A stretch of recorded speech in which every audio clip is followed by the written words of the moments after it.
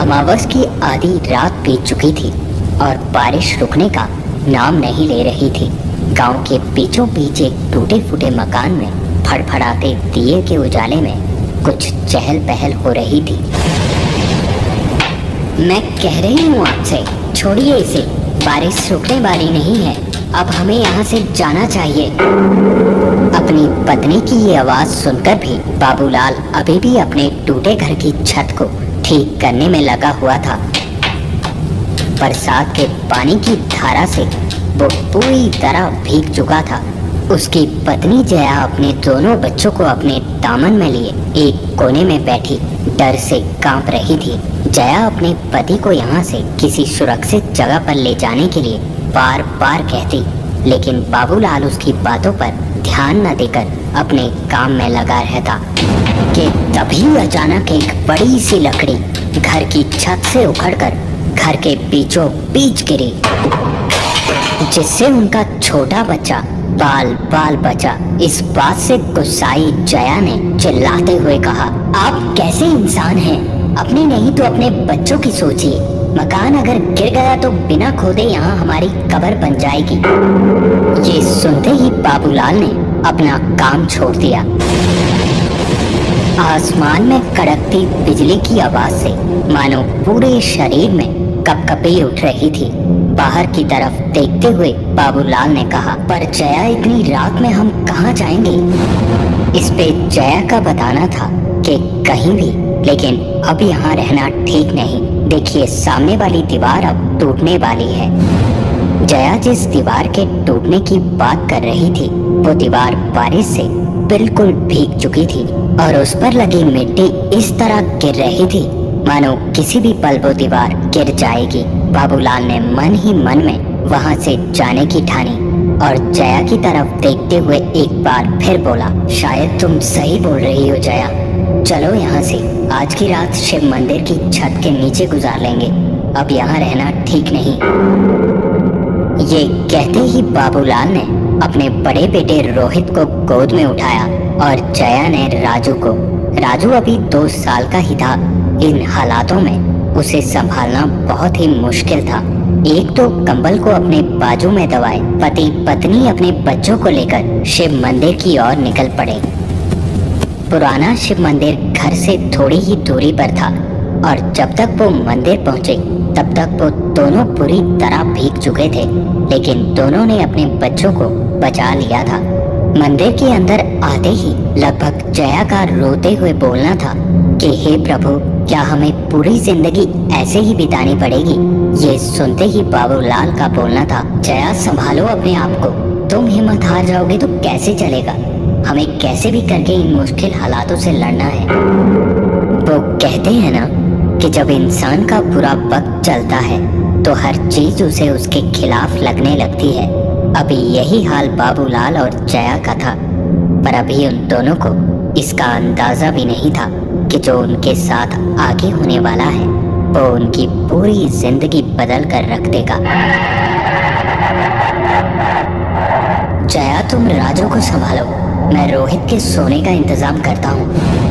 ये कहकर बाबूलाल खड़ा होकर मंदिर के आगे की छत के कोने में पड़े पत्तों को साफ करने लगा कि तभी रोते हुए राजू को संभालती हुई जया ने बाबूलाल की तरफ देखते हुए कहा, अरे सुनिए तो, राजू की दूध की बोतल घर में रह गई, शायद भूखा है तभी रो रहा है। आप इन दोनों को संभालिए, मैं घर जाकर ले आऊं। इस पे बाबूलाल का कहना था कि तुम बच्चों को संभालो, मैं ही ले आता हूँ। बाबूलाल पहले से ही काफी भीग चुका था और उसने एक बार फिर घर की तरफ दौड़ लगा दी। बादल बहुत ही भयानक आवाज करते हुए गरज रहे थे।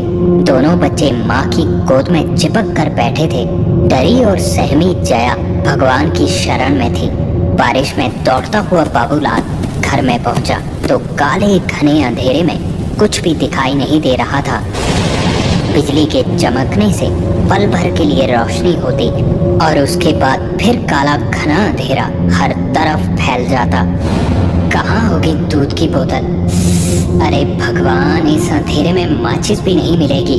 बाबूलाल खुद में ही बड़बड़ाता हुआ इधर उधर दूध की बोतल ढूंढने लगा, लेकिन बोतल कहीं दिखाई नहीं दे रही थी।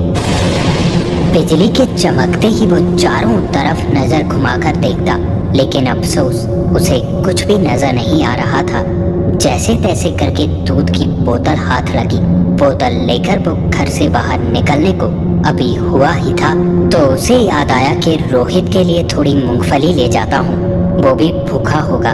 यही सोचकर बाबूलाल एक बार फिर अंदर की तरफ मुड़ा। अंदर के कमरे में पुराने पिटारे में रखी मूंगफली को बिना दिया जलाए ढूंढना मुश्किल था, इसीलिए बाबूलाल ने एक बार फिर माचिस ढूंढना शुरू किया और माचिस ढूंढने में इतनी दिक्कत भी नहीं हुई। माचिस की मिलते ही बाबूलाल अंदर के कमरे में दाखिल हुआ। जया एक दिया पिटारे के ऊपर रखती थी। यही सोचकर बाबूलाल अपने आप को संभालता हुआ पिटारे के पास पहुंचा और दूध की बोतल को बाजू से दबाकर माचिस जलाने की कोशिश करने लगा।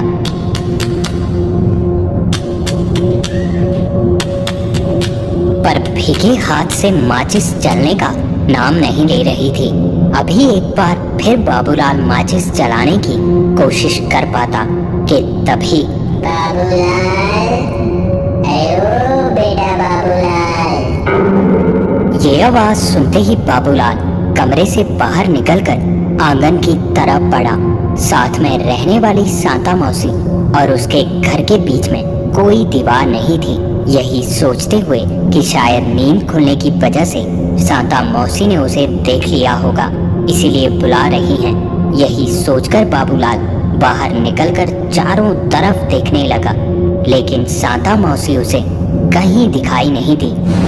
मौसी वापिस अपने घर के अंदर चली गई होंगी, यही सोचता हुआ एक बार फिर बाबूलाल घर के अंदर दाखिल हुआ और भीगे हाथों को अच्छे से साफ करके पिटारे पर रखे दिए को जलाने लगा। दिए को जलाकर अभी बाबूलाल कुछ और सोच पाता कि उसने नजरें उठाकर सामने देखा तो डर से उसकी चीख निकल गई,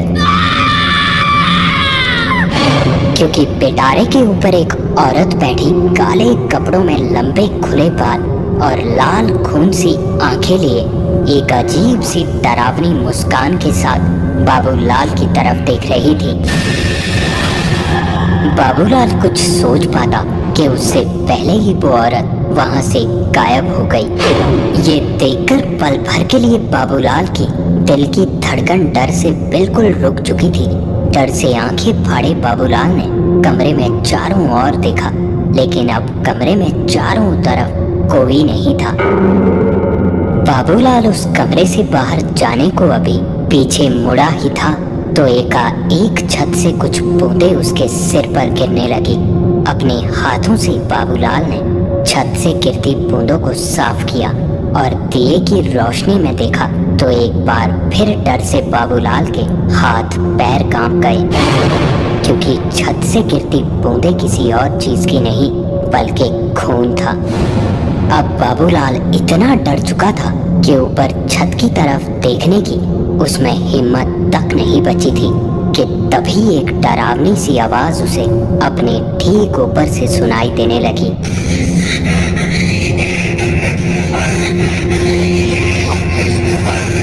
आंखें बड़ी बड़ी करते हुए बाबूलाल ने डरते हुए ऊपर की तरफ देखा भर था तो डर से चिल्लाता हुआ वो घर से बाहर की तरफ भागा, क्योंकि छत पर एक अजीब सी मुस्कुराहट लिए अपने पैरों के सहारे छत से वही औरत लटकी थी। बाबूलाल ने जिंदगी में आज तक ऐसा भयानक दृश्य कभी नहीं देखा था। वो एक ही सांस में घर से निकलकर मंदिर की तरफ भागा।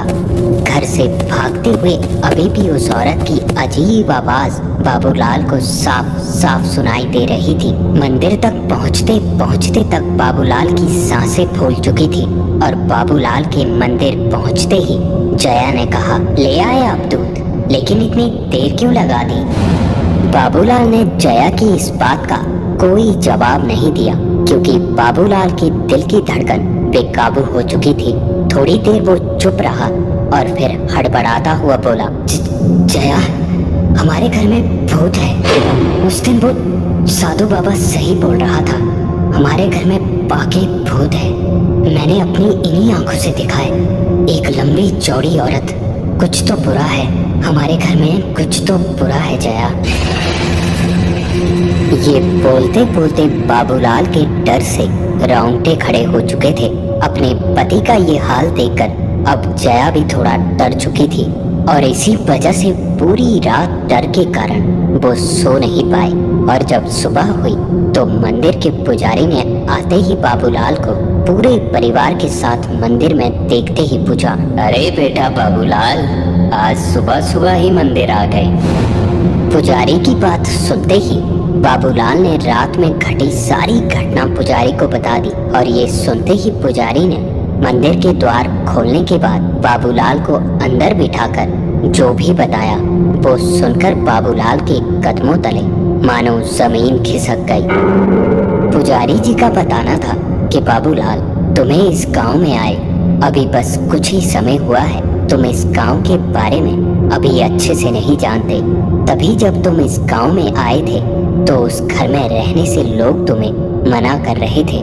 उस घर की एक बहुत ही भयानक कहानी है जहां तुम अभी रहते हो। पुजारी की ये सारी बातें सुन रहा बाबूलाल हैरानी से बोला, मैं कुछ समझा नहीं पुजारी जी, आप क्या बताना चाह रहे हो? इस पे पुजारी का एक बार फिर बताना था कि कई साल पहले उस घर में रामेश्वर का परिवार रहता था। रामेश्वर के परिवार में उसकी पत्नी और उसकी लड़की कविता रहते थे। काफी जमीन थी रामेश्वर के पास और काफी खुश भी थे। पर वो कहते हैं ना, जहाँ खुशियाँ ज्यादा हो वहाँ आसपास के लोगों में आग लगने लग जाती है। आज के जमाने में कोई भी किसी को खुश नहीं देख सकता।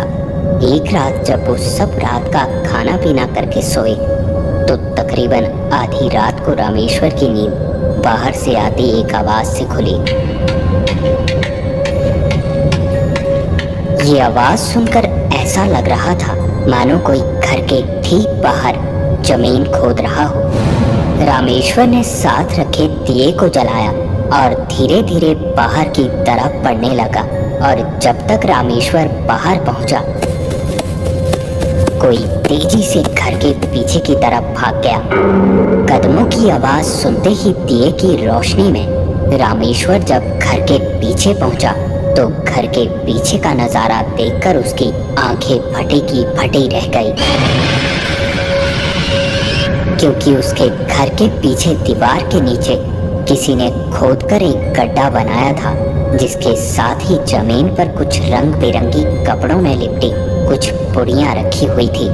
ये सब देखकर रामेश्वर को इतना तो समझ आ चुका था कि कोई उसके घर के आसपास काला जादू करने की कोशिश कर रहा था। रामेश्वर ने उन कपड़े की बनी पुड़ियों को बिना छुए एक लकड़ी की मदद से घर से थोड़ा दूर फेंक दिया और घर के अंदर आ गया। उस पूरी रात रामेश्वर बाहर होती छोटी बड़ी आवाजों को सुनकर बाहर देखता रहा, पर रामेश्वर को कोई नहीं दिखा। और अगली सुबह जब ये बात रामेश्वर ने अपनी पत्नी को बताई तो वो भी काफी हैरान थी। इस पे रामेश्वर की पत्नी ने रामेश्वर को किसी तांत्रिक को बुलाने की सलाह दी। रामेश्वर को भी अपनी पत्नी की ये बात बिल्कुल ठीक लगी थी और अगली ही सुबह रामेश्वर ने तांत्रिक को बुलाने की सोची। पर आज की रात रामेश्वर के लिए इतनी भयानक गुजरने वाली थी जिसकी रामेश्वर ने कल्पना भी नहीं की थी। अगले दिन रामेश्वर को जल्दी गांव से बाहर तांत्रिक को लेने जाना था तो रामेश्वर जल्दी ही खाना पीना करके सो गया।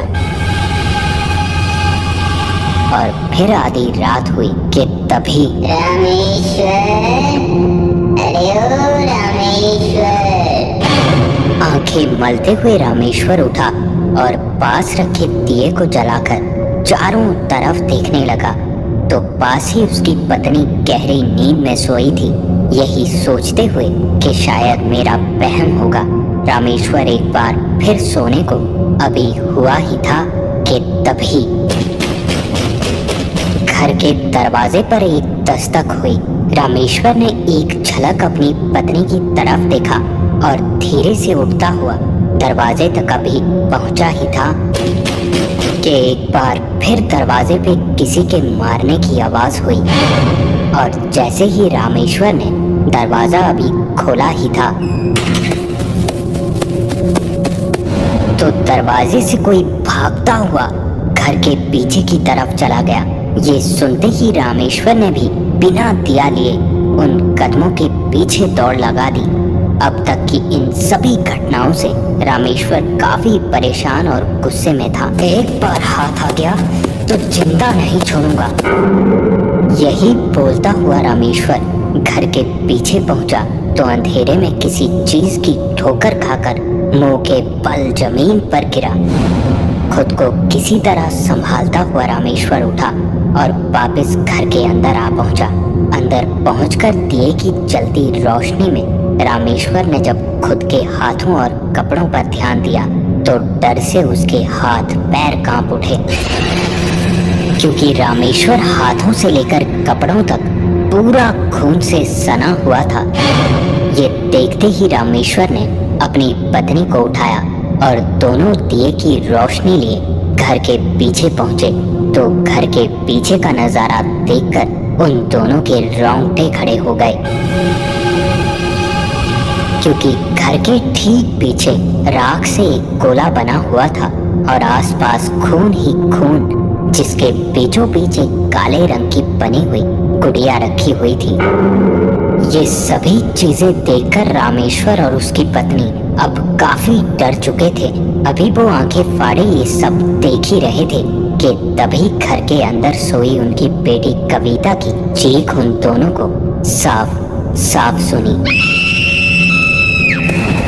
और ये सुनते ही दोनों घर के अंदर की तरफ भागे।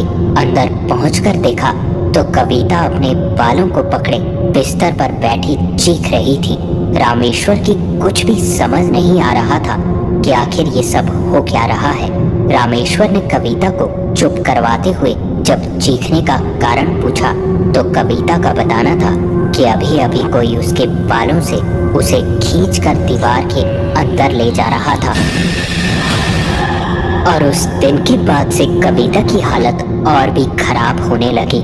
उसे घर में हमेशा कोई दिखने लगा और वो देखते ही जोर जोर से चीखने लगती।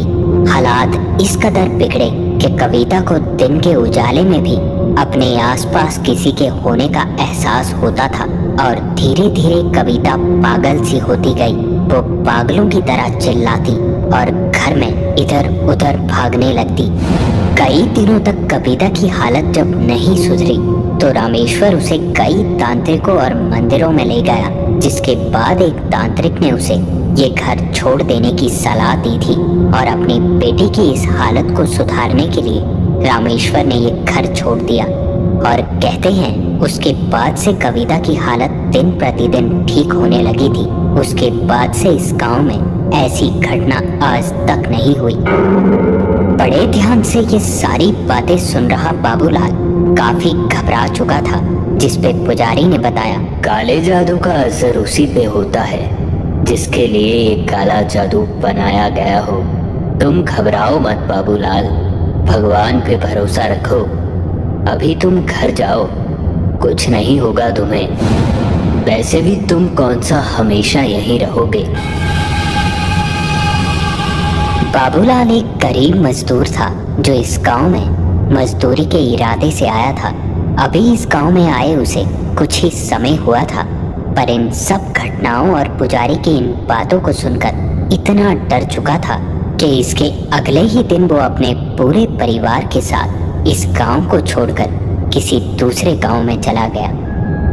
भले ही इस बात को कई साल बीत चुके हैं, पर आज भी भारत के ग्रामीण इलाकों में काले जादू का खौफ बरकरार है।